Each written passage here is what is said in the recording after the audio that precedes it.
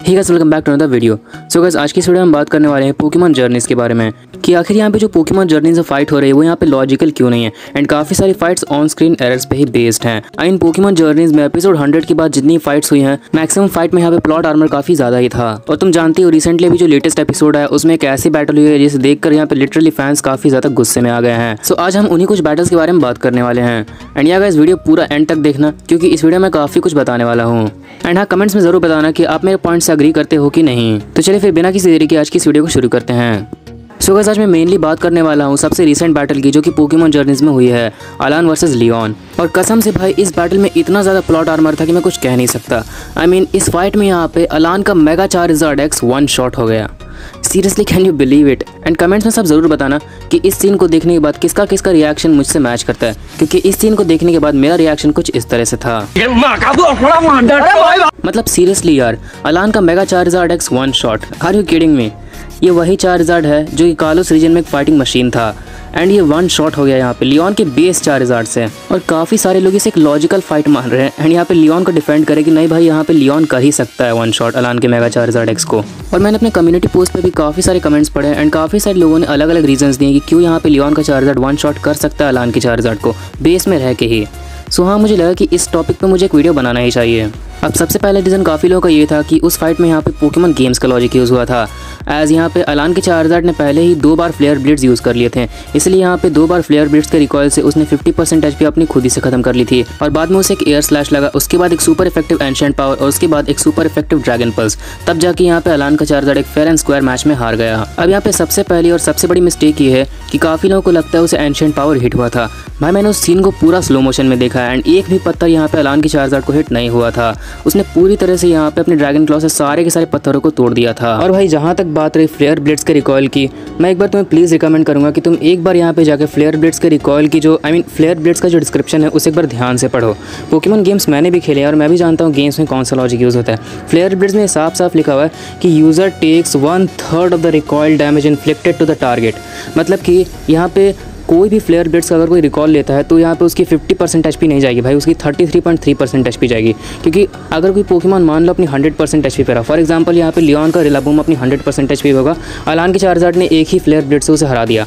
100% का 1/3 होता है 33.3% एचपी, मतलब अलान के चार्जर्ड की बस उतनी ही एचपी जाएगी। ऐसा नहीं कि 50% एचपी चल गई है, क्योंकि उसने 100% एचपी कट आउट कर दी, इसलिए उसका 1/3 डैमेज उसे होगा। अगर रिलाबूम अपनी 80% एचपी पे रहता तो 80% का 1/3 अराउंड 26.6% के आसपास आएगा। तो यहाँ पे अलान के चार्जर्ड की मैक्सिमम 26.6% एचपी जा सकती है। अब ऐसा नहीं है भाई कि जब भी तुम फ्लेयर ब्लिट्स यूज़ करोगे तुम्हारा 1/3 डैमेज के लिए वो हमेशा ही तुम्हारी 33.3% एचपी लेता रहेगा। फॉर एग्जांपल अगर किसी टारगेट की बस 10% एचपी कट आउट होती है फ्लेयर ब्लिट्स से तो उसका 1/3 3.3% एचपी होगा। मतलब कि अगर वो यहाँ पे किसी टारगेट की 10% एचपी कट आउट कर पाए अपने फ्लेयर ब्लिट्स से तो उसका 1/3 रिकॉयल मतलब कि 3.3% एचपी जाएगी। क्योंकि यूज़र जितना डैमेज टारगेट को देगा उस डैमेज में से वो 1/3 रिकॉयल लेता है। अगर ऐसा नहीं होता तो पता चला यहाँ पे फ्लेयर ब्लिट्स मारा, अपोनेंट की गई 10% एचपी और यूज़र की चल गई 33.3% एचपी। इस हिसाब से flare blitz worst move ever होता, क्योंकि भाई टारगेट को एफर्ट लगाने की ज़रूरत ही नहीं है यार, वो तो छोड़ देगा भाई, तुम मारते रहे मुझे फ्लेयर ब्लिट्स, मेरा क्या नुकसान है, मेरी 10% एचपी हर बार जाएगी, तेरी 33.3% एचपी हर बार जाएगी। इस हिसाब से यूज़र यहाँ पे फ्लेयर ब्लिट्स मारते मारते खुद ही को फेंट कर लेगा। सो हाँ, ऐसा नहीं कि 1/3 हमेशा ही 100% एचपी में से कट आउट होगा। यहाँ पे यूज़र जितना डैमेज टारगेट को देगा उतने डैमेज में से वो 1/3 रिकॉयल खुद लेगा। और दूसरी सबसे बड़ी बात यह है कि यहाँ पे रिकॉयल तब होता है जब टारगेट को ये मूव हिट हुआ हो, टारगेट को जब ये मूव लगा हो। एंड लियोन के चार्जर्ड के ऊपर जो यहाँ पे फ्लेयर ब्लिट्स उसने यूज़ किया था वो तो यहाँ पे लियोन के चार्जर्ड को लगा ही नहीं था, उसने ड्रैगन पल्स से ओवर पावर कर दिया था। तो भाई इस हिसाब से देखा जाए तो फ्लेयर ब्लिट्स का रिकॉयल उसे कैसे लगेगा? लियोन के चार्जर्ड को कुछ हुआ ही नहीं, जब उसे डैमेज हुआ ही नहीं तो किस डैमेज में से वो रिकॉयल लेगा यार? जब उसे हिट हुआ ही नहीं तो कद्दू का रिकॉयल। सीरियसली भाई कोई सेंस नहीं बनता कि यहाँ पे फ्लेयर ब्लिट्स यूज़ करने से पहली बार में उसकी 50% एचपी कट आउट हो गई और दूसरी बार में 50% एचपी। पहली बात तो फ्लेयर ब्लिट्स अगर यूज़ करेगा और किसी टारगेट की 100% एचपी जाती है तो उसकी 33.3% एचपी जाएगी। और दूसरा जो फ्लेयर ब्लिट्स उसने यूज़ किया वो तो टारगेट को लगा ही नहीं, तो रिकॉयल कहाँ से लगेगा यार, खुद बताओ। सो लॉजिकली अगर हम मान के चले कि रिलाबूम अपनी 100% एचपी में था एंड अलान के चार्जर्ड ने उसे वन शॉट कर दिया फ्लेयर ब्लिट्स से, तो इस हिसाब से अलान के चार्जर्ड की 33% एचपी वहीं पे खत्म हो गई। अभी भी लेकिन 67% एचपी बची हुई थी। और सीरियसली भाई 67% एचपी एक एयर स्लैश एंड एक ड्रैगन पल्स में ख़त्म, कमाल है भाई। और सीरियसली अगर इतना ही गेम्स का लॉजिक यहाँ पे यूज़ हुआ है तो गेम्स का लॉजिक मेरे पास ही है भाई। अलान के मेगा चार्जर्ड एक्स के बेस स्टैट 634 हैं और चार्जर्ड के स्टैट्स 534, येट यहाँ पे अलान का मेगा चार्जर्ड हार गया। अब एक बार तुम यहाँ पे उसके स्टैट्स देखो, उसकी फिजिकल अटैक 130 और फ्लेयर बिट्स की पावर 120, दोनों कंबाइन कर दें तो होता है 250। और वहीं लियोन के बेस चार्जर्ड का स्पेशल अटैक 109 और ड्रैगन पल्स की पावर 85, दोनों कंबाइन कर दो तो होता है 194। 250 versus 194 and yet 194 emerged victorious. Base stat भी तो गेम्स में काम आते हैं भाई, यहाँ पे बेस स्टैट का लॉजिक नहीं लगा। अगर गेम्स का लॉजिक लग रहा था तो भाई गेम्स में तो मैंने भी यहाँ पे मेगा ब्लास्टॉइस से मेगा रेक्विज़ा को हराया बस एक ब्लिजार्ड मार के। तो क्या यहाँ पे मान ले कि मेगा ब्लास्टर्स मेगा रेक्विज़ा ज़्यादा ताकतवर है? एंड येट अगर गेम्स का लॉजिक लगा भी तब भी यहाँ पे मेगा चार्जर्ड एक्स का हारना लगभग नामुमकिन था। तुम गेम्स में यहाँ पे एक नॉर्मल पोकेमॉन से एक मेगा पोकेमॉन को वन शॉट कर सकते हो? सीरियसली खुद बताओ। सो गेम्स का लॉजिक लगना आई डोंट थिंक यहाँ पे ये पॉसिबल है कि गेम्स के लॉजिक के कारण यहाँ पे मेगा चार्जर्ड एक्स हार गया, क्योंकि गेम्स के लॉजिक के अकॉर्डिंग भी उसे हराना काफ़ी मुश्किल था। वन शॉट करना तो भाई नामुमकिन ही था। एंड जो दूसरा रीज़न यहाँ पे काफ़ी लोगों ने दिया वो ये था कि भाई लियोन वर्ल्ड चैंपियन है, वो वर्ल्ड का मोनार्क है कुछ रीज़न के कारण। वो यहाँ पे 16 से 20 साल तक अनडिफीटेड रहा है कुछ रीज़न के कारण। भाई उतने समय में उसने भी काफ़ी सारे लेजेंडरीज से फाइट की होगी, वो भी काफ़ी ताकतवर होगा यार। इट डज़ मेक सेंस कि यहाँ पे लियोन की चार्जर्ड ने एकदम आसानी से अलान के मेगा चार्जर्ड एक्स को हरा दिया था। वो वर्ल्ड चैंपियन कुछ रीज़न के कारण है भाई। सोनिया ने भी कहा था कि अलान ने एक समय पे 100 पोकेमॉन्स को वन शॉट कर दिया था। सो हाँ, ये पूरी तरह से सेंस बनाती है कि अलान क्यों यहाँ पे इतनी आसानी से लियोन से हार गया। लियोन बहुत ताकतवर है भाई, लियोन का चार्जर्ड बहुत ज़्यादा ताकतवर है। लियोन ने लैंस को हरा दिया जो 2 रीजन कैंटो एंड जोटो दोनों का चैंपियन है। तो भाई अलान तो बस एक लीग विनर है यार, अलान लियोन के सामने क्या था। सो जो लोग ये बात बोल रहे हैं मैं बस उनसे एक सवाल पूछना चाहता हूँ कि भाई एक बात बताओ, क्या ये सारे फीट्स यहाँ पे लियोन के चार्जर्ड ने एपिसोड 115 में हासिल किए हैं? सीरियसली एपिसोड 115 में तो ये सारे फीट्स हासिल नहीं ना किए, एपिसोड 115 से पहले ही उसके पास ये सारे फीट्स थे। एंड एक बंदा मुझे ऐसा दिखा दे जो एपिसोड 115 के आने से पहले ये बात कह दे कि लियोन का चार्जर्ड बेस में अलान के मेगा चार्जर्ड एक्स को हरा देगा। लियोन को डिफेंड करने के लिए एंड इस फाइट को लॉजिकल साबित करने के लिए जो तुम रीजंस दे रहे हो, जो फीट्स बता रहे हो, वो लियोन के चार्जर्ड के पास एपिसोड 115 से पहले एग्जिस्ट करते थे। लेकिन एपिसोड 115 जब तक रिलीज़ नहीं हुआ था, आई मीन 17 जून को भूल जाओ, बैक टू 16 जून तक कौन ये बात बोल सकता था भाई कि लियोन का चार्जर्ड बेस में अलान के चार्जर्ड को हरा देगा? प्रीव्यू में देखने के बाद मैंने जितनी भी लीक्स की वीडियो देखी सभी कह रहे थे लियोन का चार्जर्ड अगर बेस में लड़ रहा है तो पक्का यहाँ पे अपने चार्जर्ड को मेगा एवोल्यूशन बदलेगा, मेगा चार्जर्ड वाई बनेगा और हमें mega Charizard Y versus mega Charizard X की बैटल देखने को मिलेगी। या फिर वो डायनामैक्स में ट्रांसफॉर्म करेगा, जी मैक्स में ट्रांसफॉर्म करेगा, या फिर कोई जी मूव इस्तेमाल करेगा, या फिर यहाँ पे लियोन के चार्जर्ड की ब्लेज एबिलिटी हमें देखने को मिलेगी। काफ़ी सारे कमेंट्स भी मैंने ऐसे ही पढ़े कि भाई बेस में लड़ रहा है तो पक्का यहाँ पे कोई ना कोई वो पावर अप यूज़ करेगा ही करेगा, क्योंकि बेस में ऑब्वियसली वो उसे नहीं हरा सकता। अलान का मेगा चार्जर्ड एक्स बहुत ज़्यादा ताकतवर है, तो पक्का यहाँ पे लियोन कोई ना कोई पैतरा तो आजमाएगा ही, अपनी चार्जर्ड को कुछ ना कुछ तो करेगा ताकि वो अलान के मेगा चार्जर्ड एक्स को हरा सके। क्यों भाई? 17 जून से पहले ये सारे फीट्स यहाँ पे लियोन की चार्जर्ड के पास नहीं थे, एपिसोड 115 से पहले नहीं थे क्या? एपिसोड 115 से पहले भी यहाँ पे लियोन का चार्जर्ड लगभग 16 से 20 सालों तक अनडिफीटेड था। उतने समय में उसने काफ़ी सारे लेजेंडरी से फाइट की होगी। एपिसोड 115 से पहले भी यहाँ पे उसने बेस टर्नेट्स को डोमिनेट किया था। एपिसोड 115 से पहले यहाँ पे उसने लैंस के ग्याराडॉस को हराया था।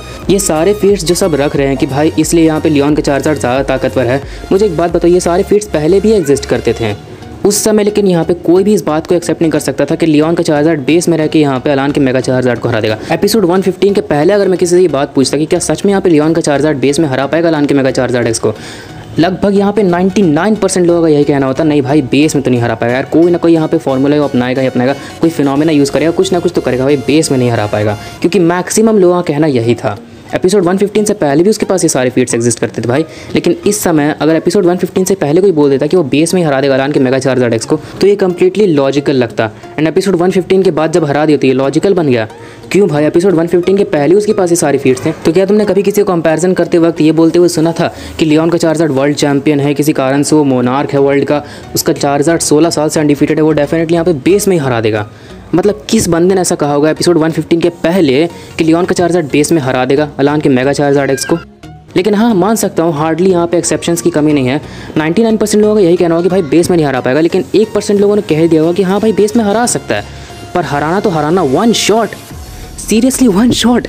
अब सीरियसली बताओ मुझे ये बात भाई कि एपिसोड 115 के आने से पहले किस बंदे ने ये सारे पॉइंट्स रख के कहा होगा कि लियोन का चार्जर्ड वर्ल्ड का मोनार्क है, वर्ल्ड चैंपियन 16 साल से अनडिफीटेड है, 100 पोकेमॉन्स को वन शॉट कर चुका है, इसलिए यहाँ पे अलान के चार्जर्ड को वन शॉट कर देगा?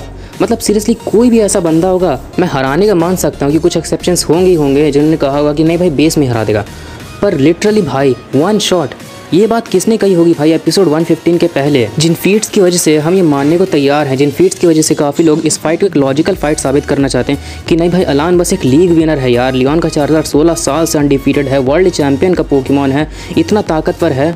ये सारे फीट्स एपिसोड 115 से पहले भी उसके पास एग्जिस्ट करते थे। लेकिन एक बंदा बता दो यार जो एपिसोड 115 से पहले ये बात बोल सकता है कि लियोन का चार्जर बेस में अलान के मेगा चार्जर को हरा देगा, एंड हराना तो हराना वन शॉट कर देगा।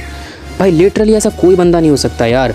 जबकि ये फीट्स यहाँ पे उसने एपिसोड 115 में नहीं हासिल किए हैं, वो 115 से पहले ही थे।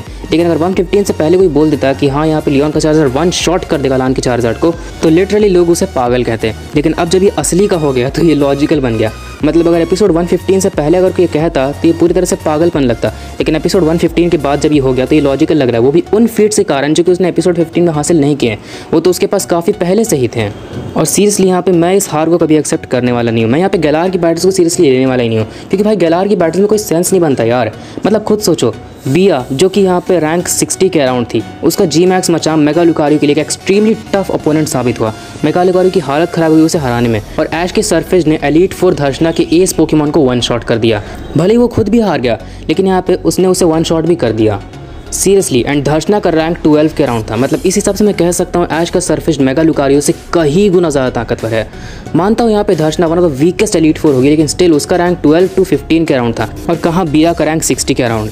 एंड उसके बाद एक और बहुत ही सेंसलेस बैटल होती है जो कि लिटरली क्या ही कहूँ, मतलब ऐसी वर्स्ट बैटल मैंने आज तक नहीं देखी थी। ये सेकंड वर्स्ट बैटल है पूरे के पूरे पोकेमॉन जर्नीज़ की, ऐश वर्सेस रेहान। अब इस बैटल में क्या ही कहूँ भाई, लुकारियो जॉइंट टॉरस फिर बना रहा है 30 सेकंड हो गए अभी बना रहा है तो बना रहा है। 1 मिनट हो चुके हैं, अब उसे ड्रैगनाइट की याद आ रही है, मेरा दोस्त ड्रैगनाइट हार गया। गेंगार की याद आ रही है, मेरा दोस्त गेंगार हार गया। अभी भी बना रहा है ऑरस्फेयर, अभी भी रुका नहीं है, बना रहा है तो बना रहा है। 1.5 मिनट हो चुके हैं और अब उसे ग्रेनिंजा की ट्रेनिंग याद आ रही है। ग्रेनिंजा ने मुझे किस तरह से ट्रेन किया था, किस तरह से बॉन्ड फिनोमेना के बारे में सिखाया था।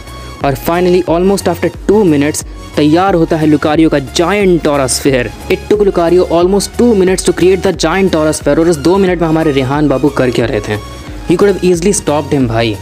2 मिनट थे उसके पास, उस बंदे ने अटैक नहीं किया। रेहान यहाँ पे उसके जायंट ऑरस्फेयर को देख के चौंक गया था कि भाई इतना बड़ा, भाई उस ऑरस्फेयर से बड़ा तेरा जीमैक्स डोरालॉडॉन है। लेकिन नहीं, उसे ऑरस्फेयर से यहाँ पे शॉक होना था।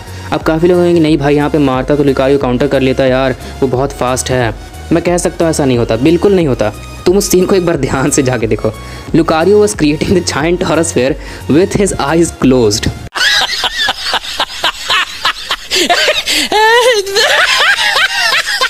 अब इससे अच्छा मौका और क्या हो सकता है भाई किसी को मारने के लिए। लेकिन नहीं, रेहान सस्ते नशे करके आया था भाई। रॉकफॉल मारना था पहले ही मार देता, नहीं उस समय नहीं मारेंगे। और भाई मानता हूँ यार रेहान का दिमाग नहीं चला, डोरालॉडॉन ने भी कुछ नहीं किया। ही वॉज लाइक भाई बना ले लुकारियो, जितना टाइम चाहिए ले ले, तुझे जितना बड़ा ऑरस्फेयर बनाना बना ले, मैं यहीं पे हूँ। मैं एक अटैक नहीं मारूंगा, आई प्रॉमिस, वादा करता हूँ मैं एक भी अटैक नहीं मारूंगा। तू बना, मुझे हरा दे, मैं हारने के लिए तैयार हूँ। अब अगर यहाँ पे अलान वर्सेस लियोन की फाइट यहाँ पे लॉजिकल थी, तो मैं इस फाइट को लॉजिकल मान के ये कह सकता हूँ कि लुकारियो यहाँ पे लियोन के बेस चार्जार्ड से कहीं ज़्यादा ताकतवर है। क्योंकि भाई लिटरली लियोन का चार्जार्ड बहुत स्ट्रगल कर रहा था डोरालॉडॉन से लड़ने में, वो भी तब जब डोरालॉडॉन अपने बेस में था। और उसी डोरालॉडॉन को लुकारियो ने बेस में रहते हुए उसके जी मैक्स फॉर्म में हरा दिया।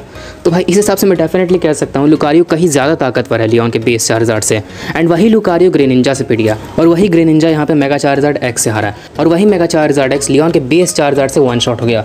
और उसी लियोन के बेस चार्जार्ड को लुकारियो ने बेस में रहते हुए काफ़ी अच्छे से सरपास कर दिया। वही लुकारियो ग्रेनिंजा से पिट गया, वही ग्रेनिंजा मेगा चार्जार्ड एक्स से हारा। पॉवर्टी का विशियस सर्कल चल रहा है ये। और सीरियसली अब तो मुझे सच में देखना है कि ऐश का ऐसा कौन सा पोकेमॉन रहेगा जो लियोन को मजबूर कर देगा उसके चार्जार्ड को जी मैक्स फिनोमेना में ट्रांसफॉर्म करने के लिए। क्योंकि करंटली तो यहाँ पे ऐश के पास बस एक ही पोकेमॉन है जो कि अलान के मेगा चार्जार्ड एक्स से टक्कर ले सकता है, ऐश ग्रेनिंजा। उसके अलावा उसके पास ऐसा कोई भी पोकेमॉन नहीं है। मुझे लगा था यहाँ पे मेगा लुकारियो ऐश ग्रेनिंजा को कांटे की टक्कर दे देगा, पर एपिसोड 108 में जो हुआ मैं समझ गया भाई लुकारियो एंड ग्रेनिंजा की पावर्स में कितना बड़ा गैप है। अब काफ़ी लोगों का कहना होगा कि भाई यहाँ पे लुकारियो लड़ ही नहीं रहा था, बस दौड़ के जा रहा था, पंच करने की कोशिश कर रहा था। ये कौन सी फाइट हुई भाई?